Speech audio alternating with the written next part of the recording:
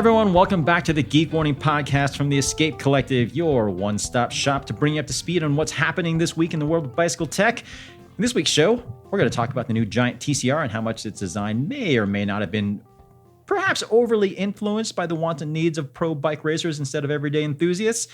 We're going to talk about how the new Specialized Epic may be the exact opposite. We're also going to chat about whether electronic smart suspension makes sense for mountain bikes, big business changes at Trek and the importance of a good brand name, why the next addition to your home workshop might not actually be a bicycle tool, and a whole bunch of fresh product news from Industry 9's Scott Physique and Posedla. I'm James Huang. That's obviously a big list of stuff. And today it's just me and senior tech editor Dave Rome in Sydney, Australia to go through it all. Hi, Dave. Hello. Good to see you, James. Good to see you too. It's good to be back. I've definitely been on the road a fair bit lately, and it's nice to be sitting in my living room for once. Yes. Nothing to add. Well, that's good because, like I say, we've got a big, long list of topics to get through today, so we're going to kind of dispense with the idle chit-chat. But first, it sounds like we've got a little bit of a quick corrections corner to tackle here. What's up? Yeah, last week we had on our mind and discussed whether like bicycling or cycling is turning into the sort of automotive car dealership model where products are locked into being serviced only by the verticals of that brand. And I made some comment that I really wish Trek would publish their manuals online and not keep them to their dealers only. And turns out they do. I'm quite confident they didn't used to, but nowadays, yeah, if you go onto the model of the bike, there's actually a service tab on their website, and then you can find the actual service manual of that bike, which sort of shows you, torque settings and pivot layouts and cable routing and all that, and the part numbers required. So apologies to Trek, you actually do exactly what I asked you to do. I was just going to say, so not only are those manuals there, but they're also exactly where you'd expect them to be. Yep. They weirdly don't come up in a Google search, but anyway, that's a me problem rather than a Trek problem. So Trek, yes, I do owe you an apology, but I would say there's still some information that I've seen from Trek through dealers that isn't available publicly, which kind of still sticks to the point we're discussing. So, but I'll leave it there, and yeah, I will say Trek not necessarily one of the bad examples, given that they do offer the said service manuals. Okay. Well, Dave, shame on you, Dave. Shame on you. If I know. Smack your knuckles with a ruler right now if I could. Anyway. That escalated.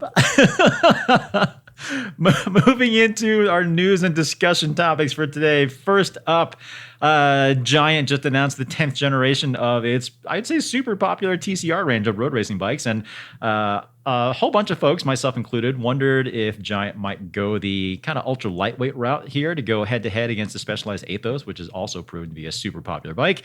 But instead, Giant took the arguably more conservative option and tried to maintain a kind of a more competition-minded personality to it. Bike's lighter than it used to be. Medium frames now is supposedly just under 700 grams. It's a few watts more aero. Giant finally caved into the whole hidden cable routing thing, so nothing super surprising. Same exact geometry right down to the millimeter. Top end one still has an integrated seat mast. Still press fit 86 bottom bracket shell. Tire clearance is pretty modest at 33 mil. Maybe could have been a little better there. It's still very much intended to be a road racing bike. And that's apparently due in large part because this is what some of the company's sponsored pros wanted. So even though aero bikes are definitely still faster most of the time, I was told that there are times that racers sometimes just want something that's pretty aero, but just really, really light and really, really stiff. So yeah, it's basically the same flavor of TCR as it's been. But it now kind of occupies what I would say is sort of like this weird middle ground between a crazy light bike and an aero one. And what I'm wondering is if this makes sense when the vast majority of people buying a TCR will never actually be in a race at all, let alone one that's UCI sanctioned. I mean, it makes sense as far as every other brand sells a bucket load of race bikes that are not well suited to the consumers buying them. Yeah, I mean, this is a larger problem across the industry, as I think you agree, James, which is, the geometry of a lot of these race bikes are not the ideal option for most people. And I think a lot of people would be better off on more endurance style bikes, but it's just not as sexy to buy that style of endurance bike. That everyone wants to be on the bike they see their pros ride, and we end up in this mouse wheel of brands wanting to make competing race bikes for their teams, and then people wanting to buy them, and it kind of just reinforces the problem. Yeah, when I was at that launch event in Taiwan, I wish I could remember who I was talking to, but it was another either media or industry person, and they brought up this idea that a lot of this is not only due to the UCI having pretty strict technical regulations on what bikes can be in UCI-sanctioned events, but just also the rule that bikes used in competition at that level also have to be offered for sale. Yeah. So let's say the UCI did still have technical rules regarding what bikes could be that are used in UCI-sanctioned competitions, which I think there should be regulations. You don't want it to be just like an absolute free-for-all, I guess. But if you got rid of the idea that bikes used in competition had to be offered for sale, would that create some separation between bikes that are best suited for that level of competition versus bikes that are more appropriately suited for kind of amateur use? I mean, and I want to kind of, I guess, hedge a little bit here, because I do want to say that there are an awful lot of people for whom a proper race bike is the right bike for them, is the bike that they want. Yes. Yeah. But it still doesn't seem to me like that should be the overarching set of rules determining what is a bike for consumers.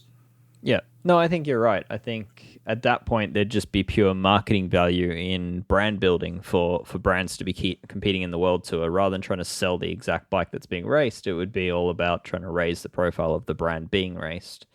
And I think there's an element of that happening now, but predominantly, I think they're actually trying to sell the bike being raced, and they're trying to sell off the bike.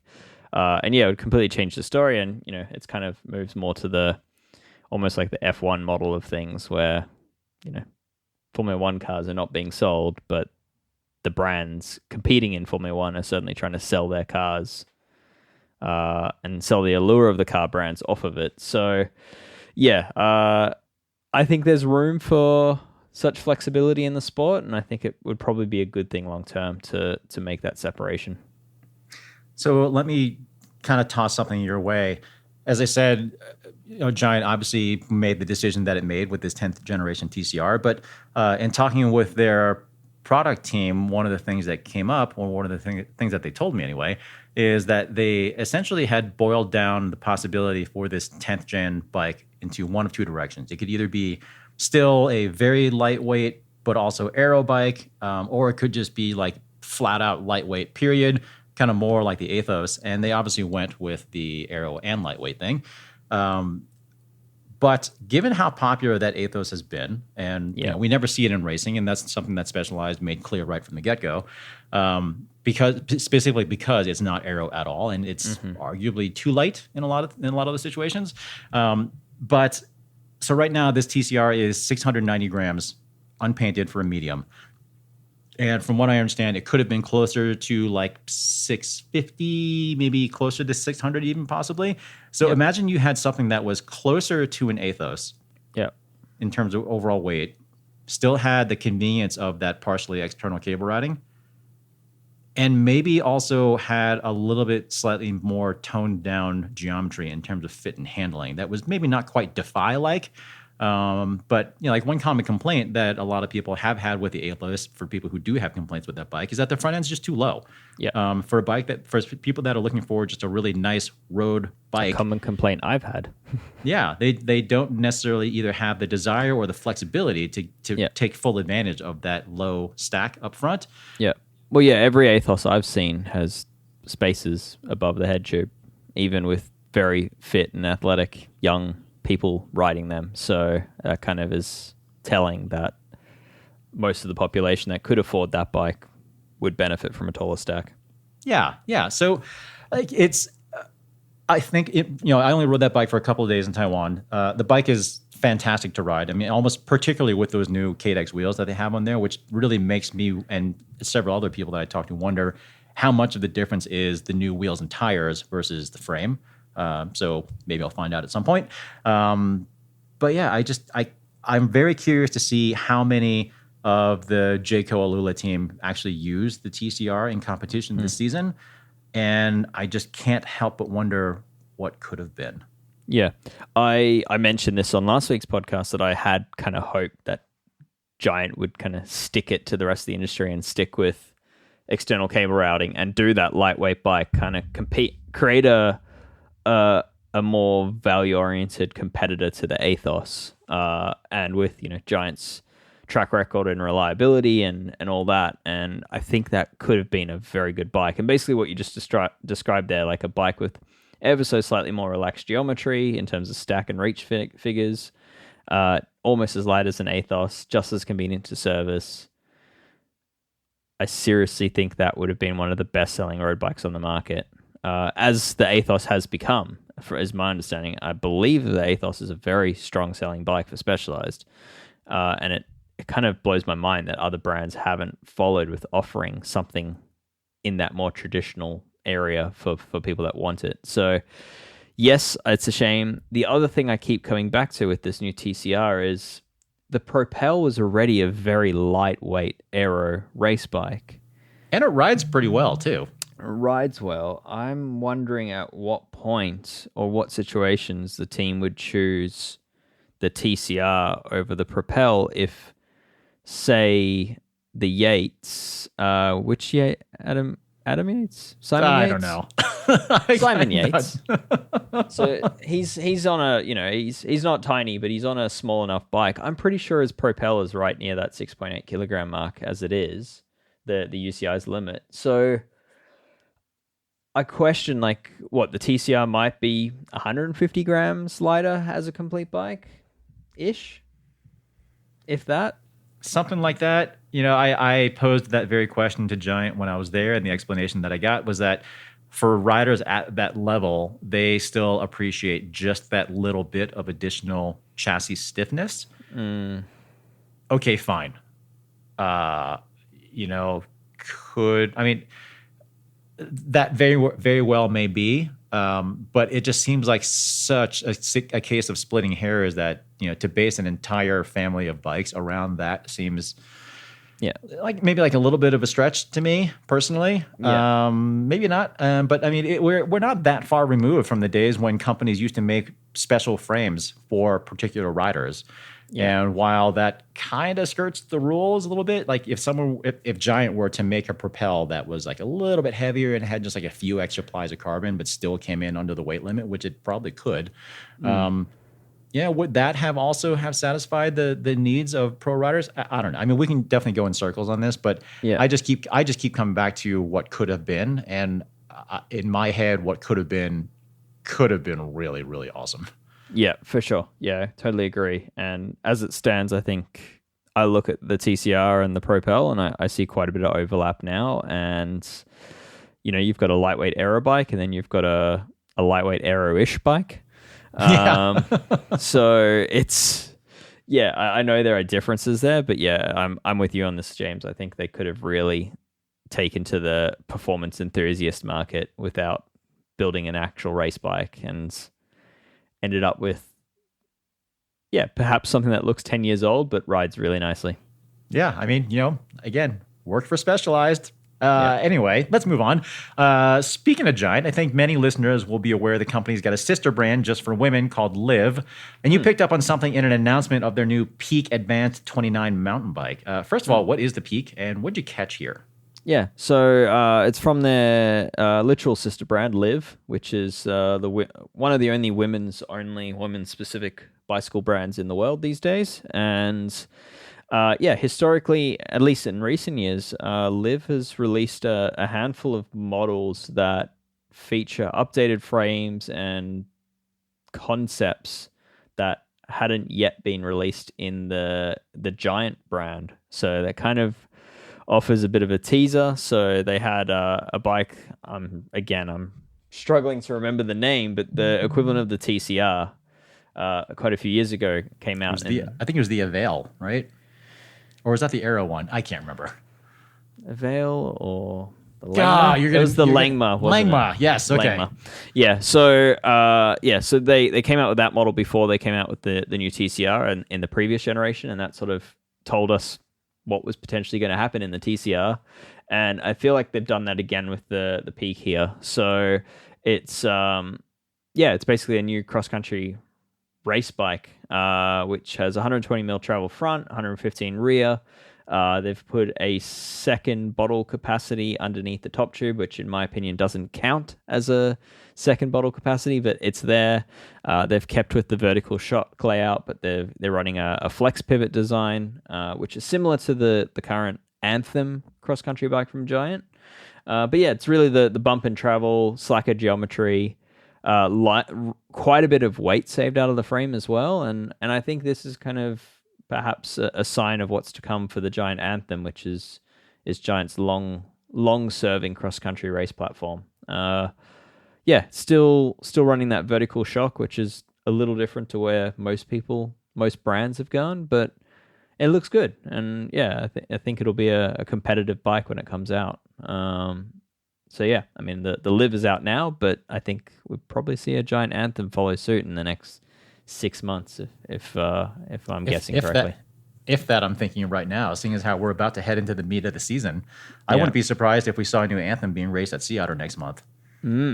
Yep. So I think that is telling, and there's a lot of other cross-country race bikes coming out with we just saw the Specialized Epic, and I was just gonna say, well, I'm funny leading you us should into it. mention that, Dave. What is the story with this new Epic? Because there is, I guess, understandably an awful lot of buzz around this thing. It seems to tick an awful lot of boxes. So many so that, a really good buddy of mine, he has been looking for a new cross-country mountain bike for a pretty long time, and it seems like every bike, like, it comes close to what he wants. And then that one came out, and he was like, wow. He literally drove to 2 bike shops to look for the model that he wanted. They didn't order any, apparently, of that specific model. The first one he went to another one that was like an hour away, waited 2 hours for someone to build the thing, paid full retail, stuck it in the back of his car, came home. Wow. That's commitment.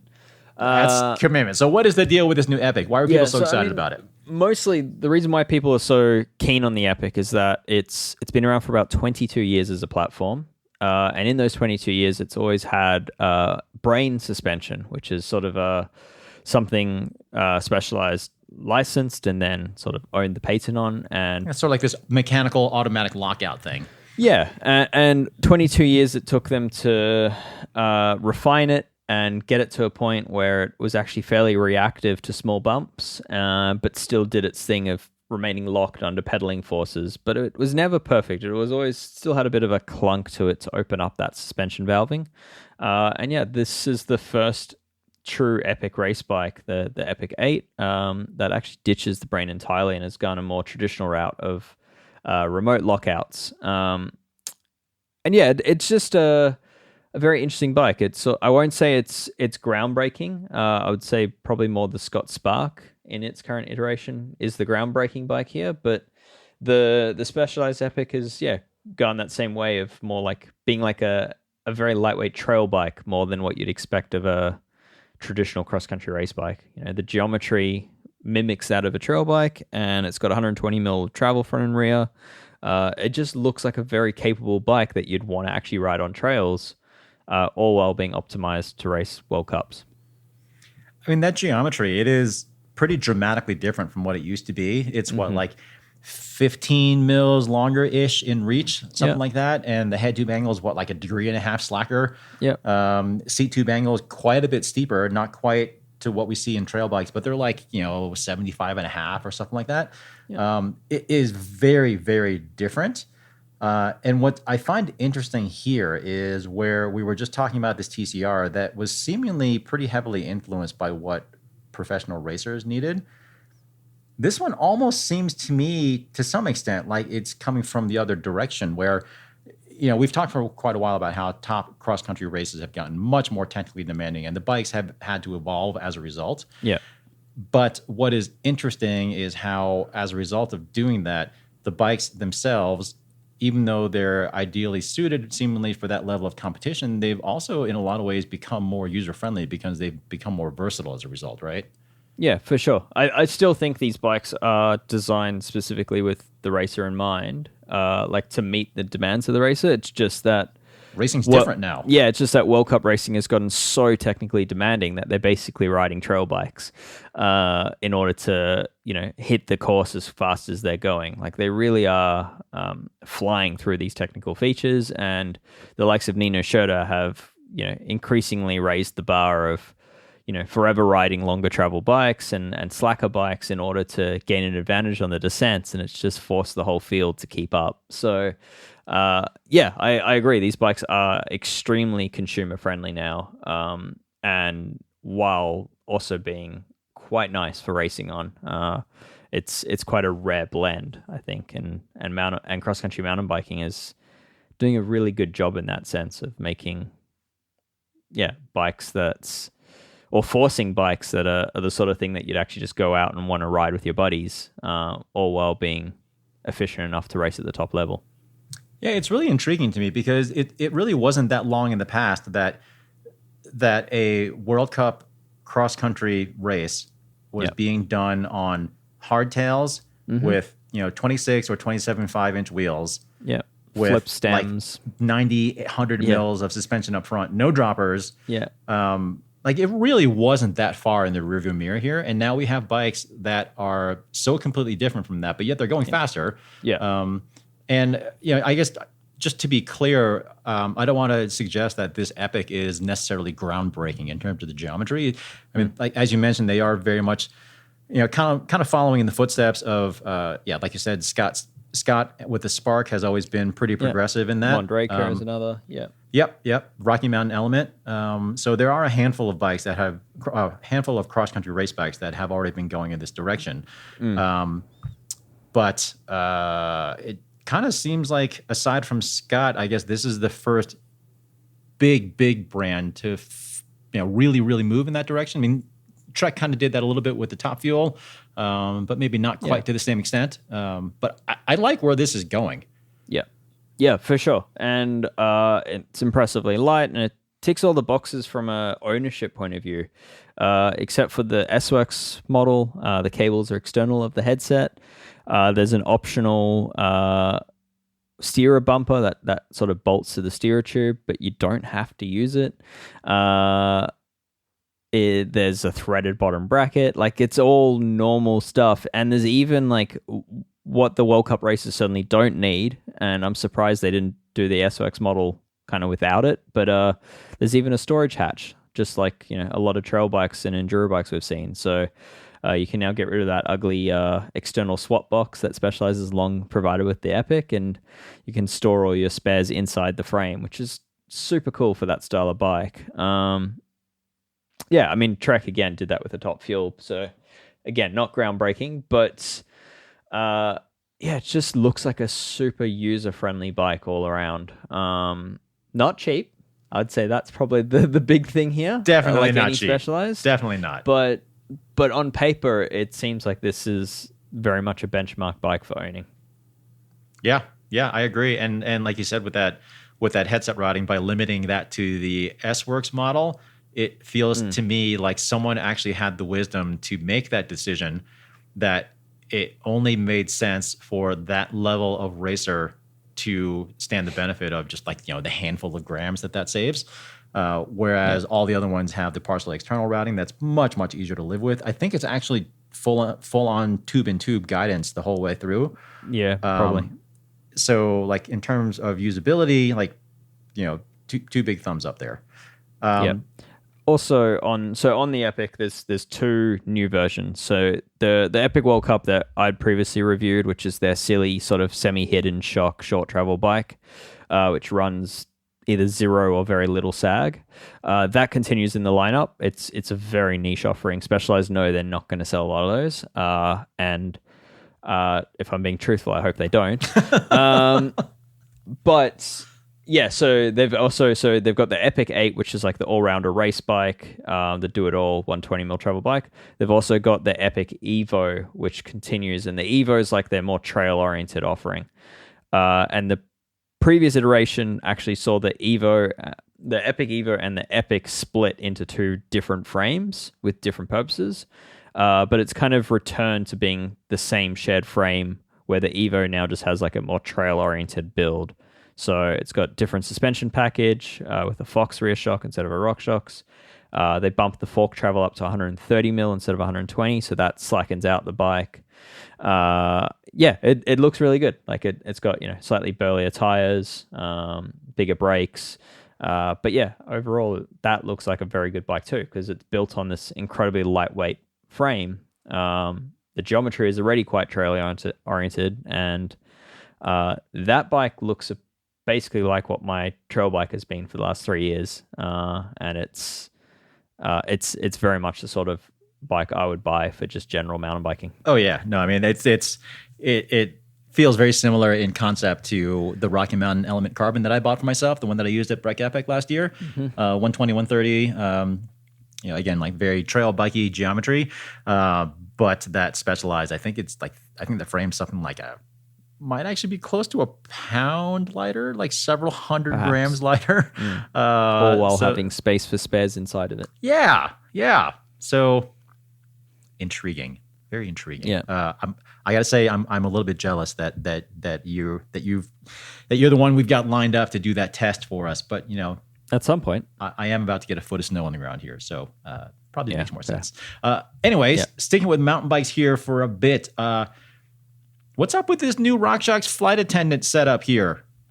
So Flight Attendant, I mean, it's kind of the catalyst to why we're seeing and talking about all these new cross-country bikes. It seems like this is the tech that all these bikes are waiting on. But yeah, so Flight Attendant came out in 2021 as RockShox's answer to electronically controlled suspension, and it was limited to the enduro market. Enduro and trail bikes had limited success there, but I think RockShox knew all along, and I think the real market forces were waiting for the cross-country version, which we saw being raced last season. That now has been released and is available. So it's built upon RockShox's SID Ultimate platform. It requires the use of both a front fork and a rear shock, so you can't run just one, you have to have both. But yeah, it's using SRAM's Axis platform, so same batteries as their derailleurs and say drop a C-post. It uses the same app as those parts. It needs the same app as those parts.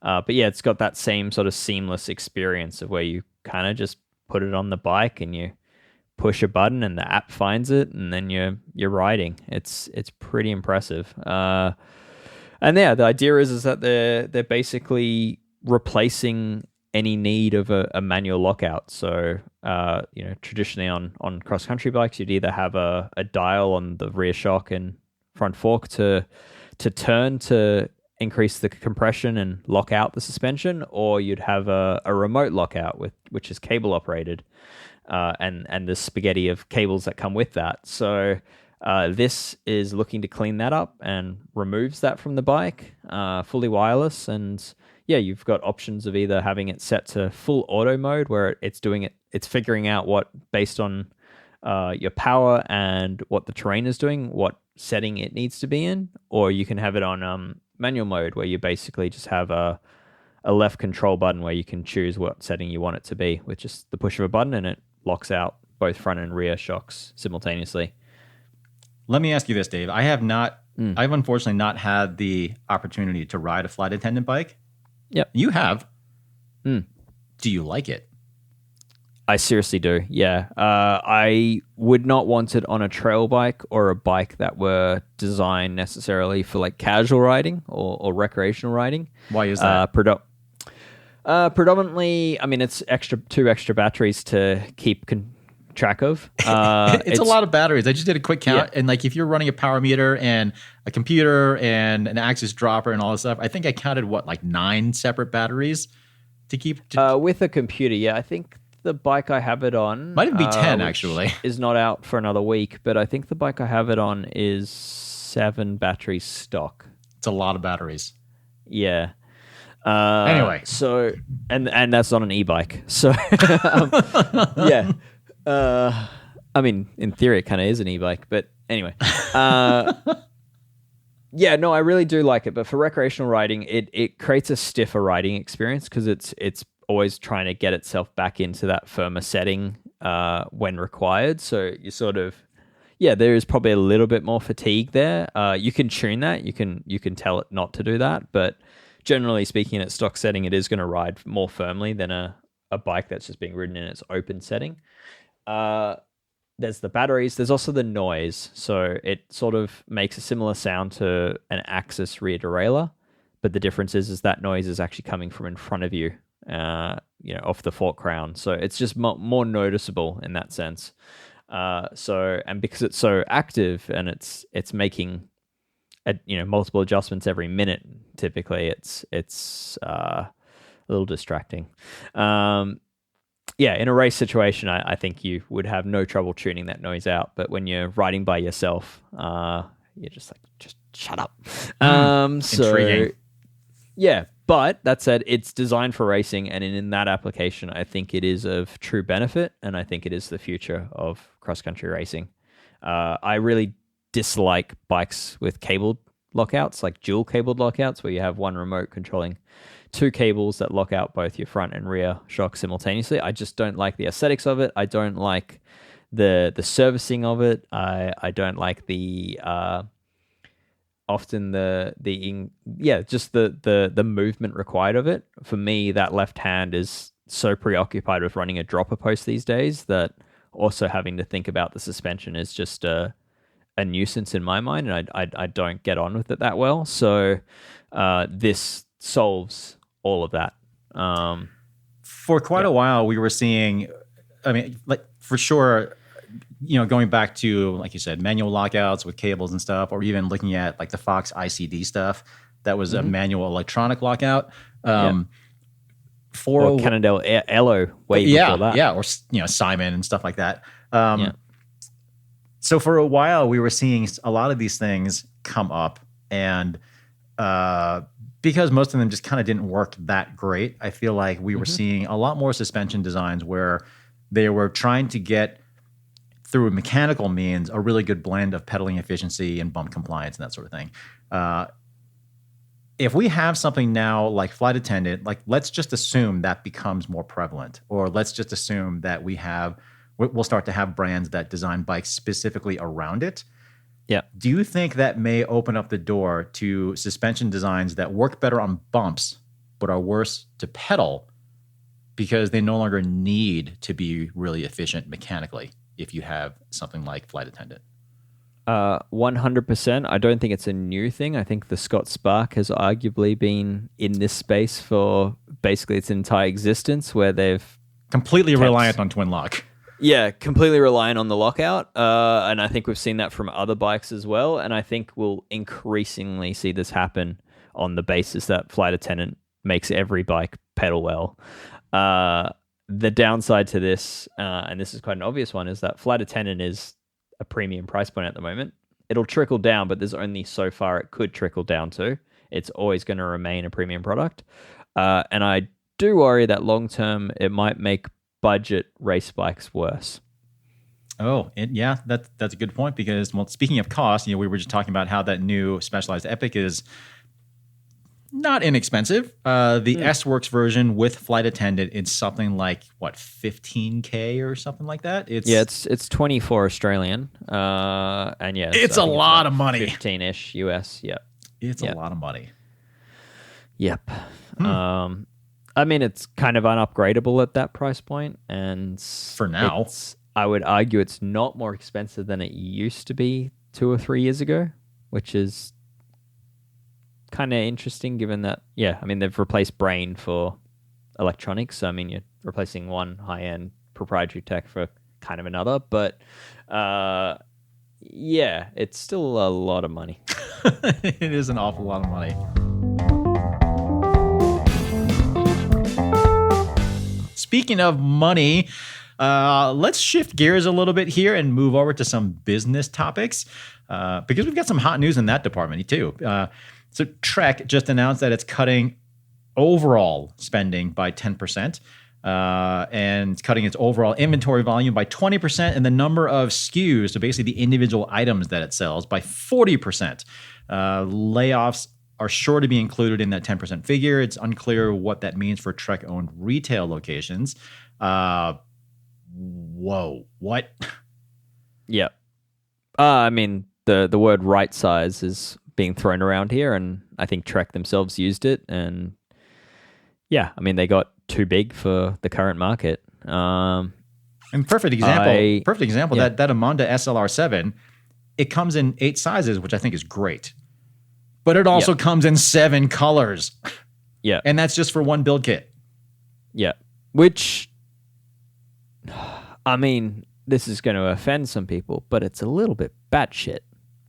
It is completely. I mean, that's a total of 56 SKUs for one model of bike. And I have always held the opinion that Trek, my perception anyway, that Trek is kind of more, it's kind of like more efficiently run than Specialized from a business standpoint.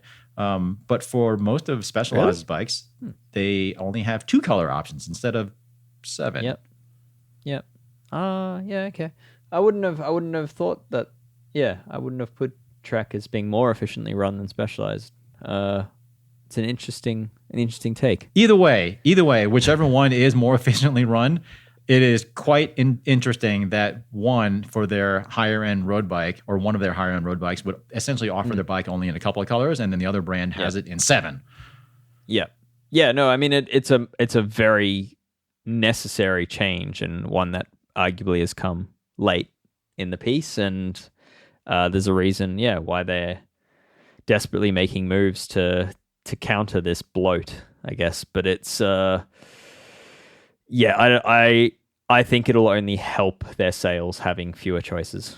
I think so too. I think giving consumers that much choice can actually hinder sales, and I think there's a lot of research around that. And I think long term they'll be better off for this, and certainly its retailers will have an easier time of trying to stock and sell the bike. Because can you imagine like being a bike shop? And I know a lot of Trek shops are now actually their own, so it's a direct subsidiary kind of model and vertically integrated. But can you imagine the likelihood of having, say, the right model of Emonda for a customer that walks in wanting, a 54 centimeter Emonda? What group set do you want? Tramforce? Yeah, we've got that for you. We've got it in black and blue. Oh, I really wanted the red one. It's like if you just remove black and a few of those options. Yeah, it's like I wanted it in blue, but do you have the light blue or the dark blue? Oh no, we got it in the middle blue. Oh, that's not the one I wanted.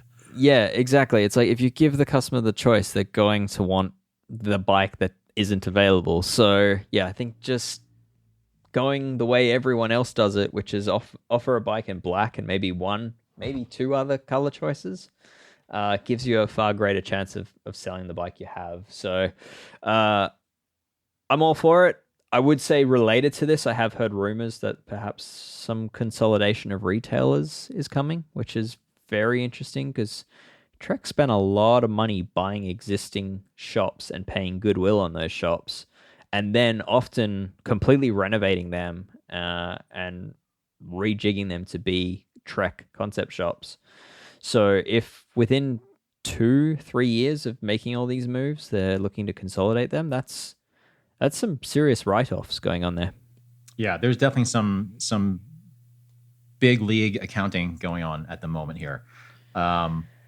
I mean, obviously we wish Trek well, and we hope that the layoffs are pretty minimal, because I think most of us have far too intimate knowledge of that sort of experience. But Trek says that they haven't met their sales goals in 15 months, and that doesn't necessarily mean that they've been losing money for the last 15 months, but it just says that they haven't hit their targets. But like you said, I mean, it's a pretty big shock. I mean, that 10% is a big number when it's overall spending, and then again, like the 40% reduction in SKUs. But surely that will result in a healthier company long term. Fingers crossed. And I guess we'll just keep an eye out for what happens here. But eek. How many rechargeable battery accessory boxes do you think they'll sell? Do you think it'll be enough to offset all this? Dave is referring to a new charging station thing that Trek just announced. They sent me a sample a few weeks ago that I you've wasn't got really one. expecting it. It's basically sort of just like this plastic bin with a bunch of charging cords. Bin. Yeah, but it's basically what it is. But like with a bunch of charging cords and like little compartments on the inside of it, and like this flip top lid. It's designed to have this aesthetic. little convenient station to recharge all of your stuff. You know, all 9 of your batteries on your S-Works Epic or whatever. But it is quite expensive. Kind of neat, very expensive. It's kind of just its sole purpose is to reduce clutter. So rather than having a nest of Correct. cables on a desk like I have, they actually shared photos of what they're trying to solve, and it kind of seemed like someone had snuck into my office and taken a photo without my permission. But yours and mine both, Dave. You've seen my garage. Yeah. Yeah. So like not having a USB charger on a desk with wires coming out, you just have this little neat box. It's quite neat, but yeah, as you say, the price. What was it? Oh, it was well over $100 US. I can't remember exactly, but it was it's pricey. Quite pricey. Anyway. All right. Well, like I said, we'll keep an eye on this one. Moving on to Not on the charging box, on track. Yes. You mean? Yes. Yeah. Yeah. Okay. All right. Moving on. Last bit of business news here. Fezzari. It's a US-based consumer direct brand that's been around since 2005. They actually make quite a lot of quite nice bikes. In fact, I actually own one. I bought one of their fat bikes, I think a couple of years ago now. But I'd say the explanation They've behind had cutbacks as well. They have, well, who hasn't at this point? They cut the Fez out of the Fezzari. Yeah, they cut over 50% from their name. Yes, so Fezzari, like I'd say the biggest impediment for a lot of people against their bikes was just that Fezzari name. And I've heard various explanations for where that Fezzari name came from, and none of them seem very satisfactory as far as like a real good explanation. But anyway, the company has it's always reminded me of like a cheap take on Ferrari. Oh yeah, totally. But the company has now announced a rebranding. It's now just going to be Ari, A-R-I. And it's supposedly a reference to the Japanese translation of Ari, which is to be. And the company says that it is a, quote, reflection of the company's global vision and goal to create exceptional experiences one rider at a time. And I just want to point out that create exceptional experiences, all 3 of those words are capitalized. So just FYI. Important. Anyway, new logo, new branding, that sort of thing. I'd say it's very, very long overdue because, like I said, the bikes seem like they've been pretty good. Certainly incredible pricing. And hopefully this will kind of get them out of that stigma of like, what's up with the weird brand name. Do you have any insight as to exactly why they changed the brand name? Is it specifically to get rid of that stigma, or is there perhaps some copyright trademark issues associated? I don't think there are any trademark issues. My understanding is Fezzari has been, if not completely exclusively, definitely predominantly US based as far as their market availability. And it sounds like they're trying to expand internationally. And some sort of like vaguely sort of Italian-esque sounding name probably wouldn't play very well in Europe. So Ari is much more kind of ambiguous, and I think there's more flexibility in what that name could be or could mean in terms of their marketing potential. So I think overall, I think that makes much more sense.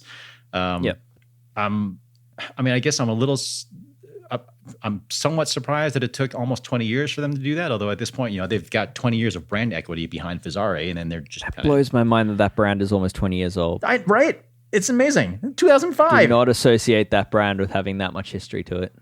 I mean, a lot of that I think has to do with the fact that again, you're in Australia. It's been almost exclusively a U.S. thing. Sure. But again, their bikes seem like they've been pretty good. It's great value. Maybe this really is going to open the door for them to be a more global brand. We'll see. I mean, I haven't heard a ton as far as them being, insanely overstocked and, over leveraged and stuff like that, like a lot of other companies have been, unfortunately, over the pandemic. So yeah, we'll see. Yeah, maybe they'll offer stickers to existing companies to just cover up the Fez. I was just going to make that comment. I was going to say, for anyone with the Fezzari, you can update it to the new model with some tape.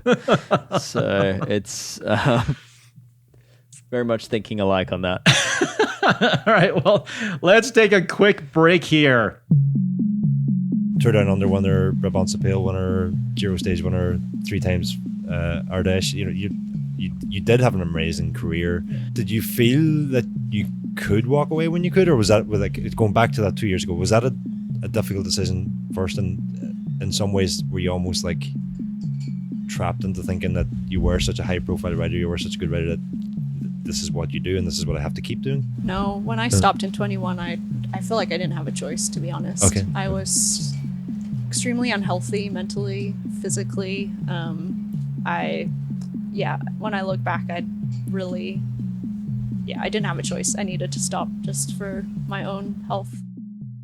So as I mentioned earlier, Ronan's not here today, but that was a clip of his Performance Process podcast that you just heard, where he dives deep into all aspects of marginal gains and performance optimization. So if you're interested in going faster yourself, or just want to know how pros do it, head over to your favorite podcast app, search for Escape Collective, and then look for the Performance Process episodes. Fair warning, though, Performance Process episodes are only available in full to Escape Collective members. So if you want the full story, make sure to head over to escapecollective.com/join to sign up. All right, back to Geek Warning. Wouldn't it be funny if we did a promo for Threaded and it's just like me just making the clanging of hex keys or something like that? And then we just promote Threaded that way. There you go. I did my promo just then. We can leave that in.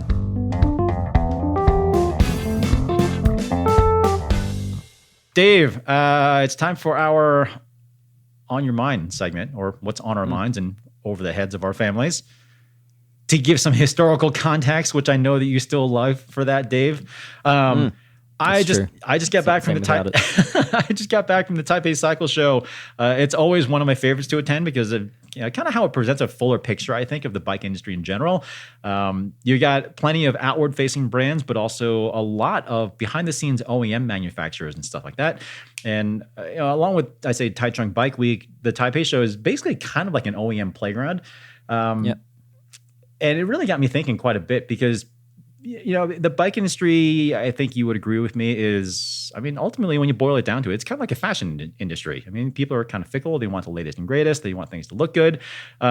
People like to buy into an image and this idea of small world craftsmanship and so on. But the reality is that most of the mainstream bike gear that you're buying, whether it's a complete bike, some sort of hard components, soft goods, whatever, most of that is made under contract somewhere else, which is often Asia. Yeah, even engineered in many cases. Yeah, for sure, especially with composite stuff. So do you think that takes away from the image that people like to create in their head if people were in general were more in tune with how the whole production process and supply chain works? Like in other words, like how much does designed in X but made in Y matter? Like if people really knew how the sausage was made, how much of an impact do you think that would have? I think if people really knew how the sausage was made, there'd be a lot more vegetarians in this world. Dave, I got to hand it to you for being so quick with those. So good. Yeah. And I think that applies to the scenario here, to be honest. I think there's only so many brands that are legitimately doing unique engineering and unique design, unique manufacturing, and the others are basically, a lot of them are just licensing almost, and they're just consumer-facing brands that don't really bring much to the market other than a brand name and a marketing story. But if you peel back the layers, you'll find that, they don't actually have that much hands-on in the creation of the product. And I think there's a lot of cookie-cutter product in the market as a result of that. So, I think it would have a big impact. I don't know if that answered your question, but it's, I think there's a lot of brands that wouldn't want people to know how their brands come to be. Well, so I'm not meaning for this to kind of like hype up Giant specifically or anything like that, but so as part of that trip, we toured their factory, and like it's the second time. The second time I've gotten to tour their factory. The first time was actually like this crazy in-depth, no holds barred kind of tour. And what kind of struck me on this trip, but also the first time I was there too, is there is, well, for one, it's pretty neat that a brand the size of Giant also does actually manufacture its own stuff. I mean, you can say the same thing about Merida too, because they have their own big to an factories extent and stuff. Yeah, sure. Yeah. And then there are a handful of other brands who make some of their stuff. But by and large, what's interesting about Giant and the kind of big vibe that I got there is, they are not alone in being a manufacturer for other brands. I think it's no secret that Giant does manufacture frames for other brands that you've seen out there. I mean, I'm not going to go through the list, whatever.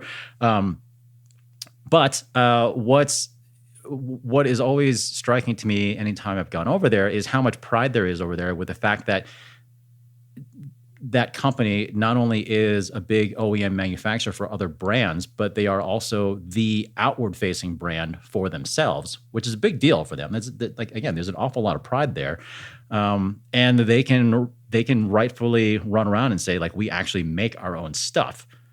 Yeah. And I would almost argue that they don't play that up enough, because it just seems like this huge advantage that they have, like this huge thing that sets them apart. That, I mean, if I were them, I'd be shouting from the rooftops about that all day long.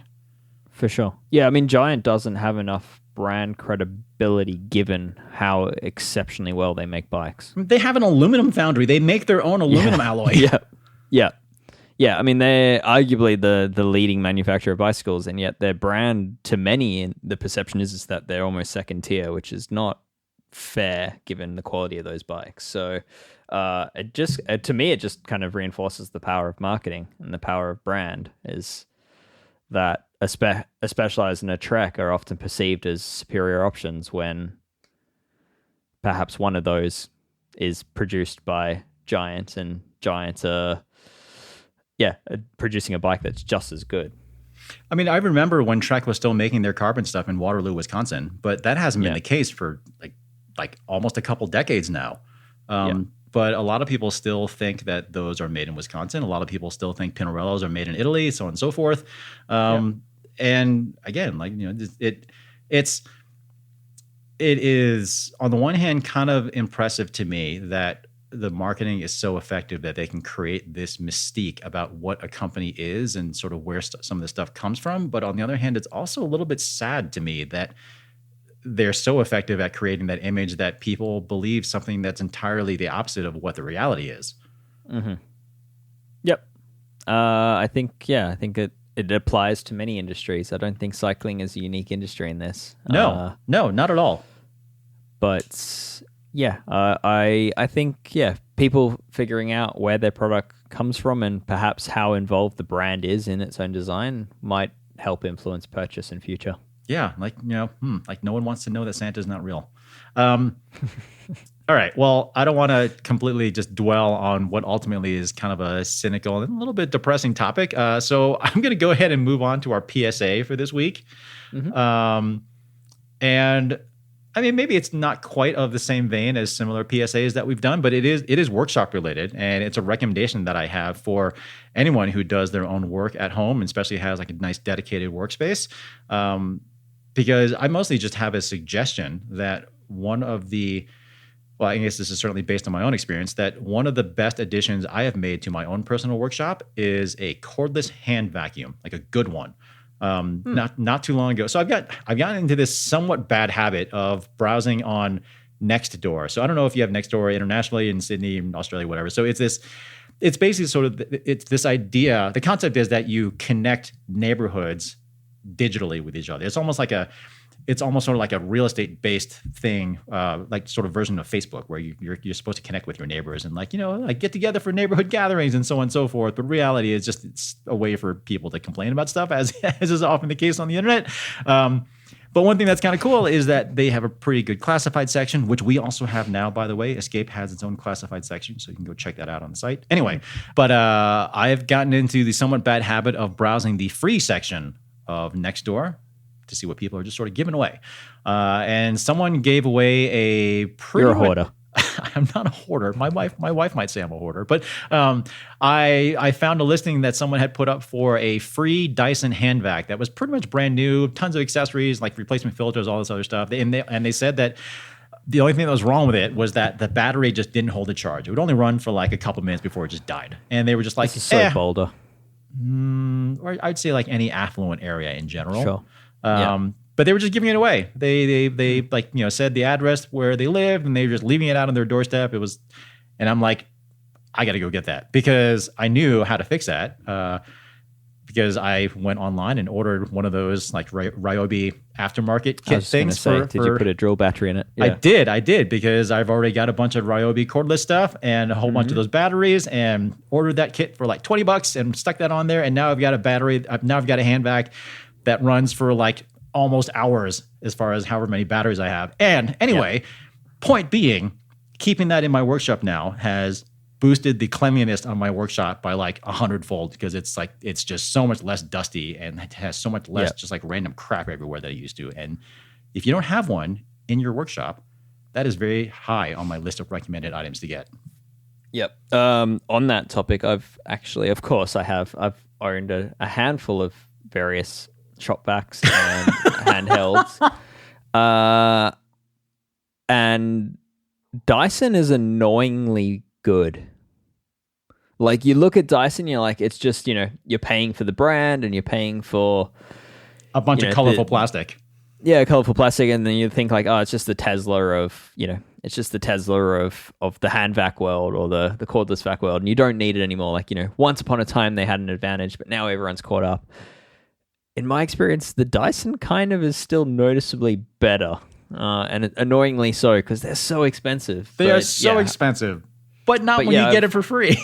No, but I've used like the Power Tool Company, a bunch of the Power Tool Company hand vacs, and they're fine, but they're all kind of a little bit mediocre. And then you compare them to a new Dyson, you're like, whoa, this thing is actually very efficient at cleaning, whereas the others are kind of just like half-assed trying to pick up stuff.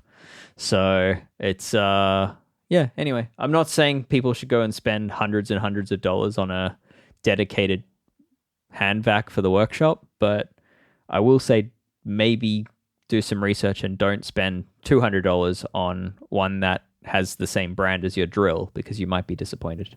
Or hundreds and hundreds of dollars on hand vacs, or hundreds and hundreds of dollars on multiple hand vacs, as you have apparently. Yeah. I have 2 Milwaukees. I had a Ryobi. The Milwaukee M12 is disappointing. Avoid that one. The Milwaukee M18, semi-disappointing after having used a Dyson. Dave, there has been a lot of talk and chatter in our member Discord channels about creating some sort of fund for you to buy tools, nice. So you don't have to buy your own tools. I would still advocate for some sort of fund for you, but I would almost argue that money should be diverted to therapy, not more tools. So like, Dave, you've got a problem. Trying to figure out which one might be cheaper. But anyway. All right. Never know. All right. Well, that pretty much wraps things up for this week's show. Some other little bits of news before we totally sign off today. Industry 9's got a range of new road and gravel wheel sets called Solix. I'm not sure if it's Solix or Solix. They're all built with existing rims, but new hubs that are basically like a road gravel-oriented version of the company's Hydra setup. And as a result of that, they've got unusually quick 0.59 degree engagement speed, like that wicked quick for a road or gravel hub. Industry 9's offering them with either steel or aluminum spokes, carbon fiber or aluminum rims, lots of colors. They start at $1,300 US, and the weights are as low as 1270 grams per set. So pretty intriguing. Nice. I might bring a set of those in. We'll see. Posedla. Pretty obscure Eastern European brand that makes custom 3D printed saddles. They've got a new Joyseat 2.0. Still uses a crush box that you sit on, so Posedla can have a mold of your butt to custom form a 3D printed saddle just for you. It still uses a similar shape overall, but it's got like a narrower and shorter nose, narrower midsection, saying that it's like a little easier to move around on. Got more widths available, longer relief channel, and weight is now down to 145 grams. Pretty impressive. Still quite expensive though, $490 US. But I am curious. Like, I think I'm actually intrigued to send Posedla a mold of my butt to see if they can make a saddle that feels good. Like, and ask for a saddle at the same time, or are you just sending them the mold? That's a good question. Like maybe I'll just make a bronze version of him for them. That saddle looks really good. It looks like it's very similar, I guess, in aesthetics, like a Specialized Power, but with a much larger central cutout. Yeah. I guess is how I'd describe it. And then obviously custom in terms of width and all that. So it looks very comfy. On paper, I have not sat on one, but on paper, it seems like a very intriguing product. Yeah. Yeah. So again, like I'm intrigued. I may look into this a little bit more. Physique's got a new gravel shoe called the Vento Proxy. That's, quote, developed for competitive riders seeking race-ready features and optimal power transfer on unpaved roads, unquote. It's basically a fancy gravel shoe. It's got a laminated polyurethane and mesh upper. It's got a single BOA L12 closure, which I find kind of interesting. Yeah, it's standard features, carbon reinforced nylon sole. You've got a full rubber outsole, which I like, so you're a little less likely to slip on kind of hard surfaces. Only one width, which Physique suggests they'll probably be kind of narrow. All that rubber makes them kind of heavy. They're like 700 grams per pair for a size 42s, I think. Not terribly expensive, $250, 230 pounds, 230 euros. No idea what it is in Australia, probably like $1,000. but they come in a lot of colors, so if you're into colorful shoes, maybe check those out. James, has anyone told you that you're an absolute shoe nerd? A little bit. Yeah, I am a little bit of a shoe nerd. I like shoes that fit well. Because Industry 9 just came out with a new hub that could be very interesting for a lot of people, and you spent 2 to 3 times longer talking about a new shoe from Physique. Well, I guess maybe, but I don't know. Like when you're riding a bike, what do you notice more? Like whether your feet feel good or whether the wheels are light. And you've got a point there. Right. You got me there. All right. Moving to the other end of your body, Scott's got a new Aero road helmet called the Cadence Plus. So, of course, Scott says it's more efficient. So they're saying it's to the tune of 1 watt of savings at 43K per hour at 0 degrees yaw compared to the previous Cadence, I believe. 22% less drag at 15% crosswinds. Maybe more importantly, for the fashion conscious out there, 10% lower volume for less of that mushroom effect. You also got MIPS Air Node pads, an optional rear clip-on light. What I am particularly interested in is the optional front vent plugs, where they're like basically like shaped little foam things that you shove into the front vents to seal those off. Those do supposedly save you an extra 2 watts. 2 watts. Ronan, are you paying attention? 2 watts. But they should also make the helmet a lot more weather friendly, which is particularly intriguing to me as someone who has real winter here. I think it looks pretty good too. You lose the plugs. Yes, until you lose the plugs, maybe it comes with like a fancy carry bag or something. I also think it looks pretty good, at least in pictures, from what I can tell. Not too expensive, $230 US. So I think I've got a sample coming in. So maybe stay tuned for a review of that. So we'll see. Scott helmets have long been underrated in many ways in terms of weight to features to ventilation. So I agree. So Specialized has obviously done an exceptionally good job of making everyone aware that they make nice helmets, because they do an awful lot of them now. And I think maybe Scott's trying to follow in those footsteps, but I can't think of a clever pun there, Dave. Yeah, I feel like Scott's been there for well over a decade. It's just in certain markets you don't see very much of them. No. So so I'm pretty keen to check that one out. So we'll see what it looks like. All right. Well, that will do it for this week's episode of Geek Warning. Before we close, a couple little pieces of news of our own. I've already mentioned Ronan's members only performance process podcast, and I am obligated to describe it as performance process, even though I'm American.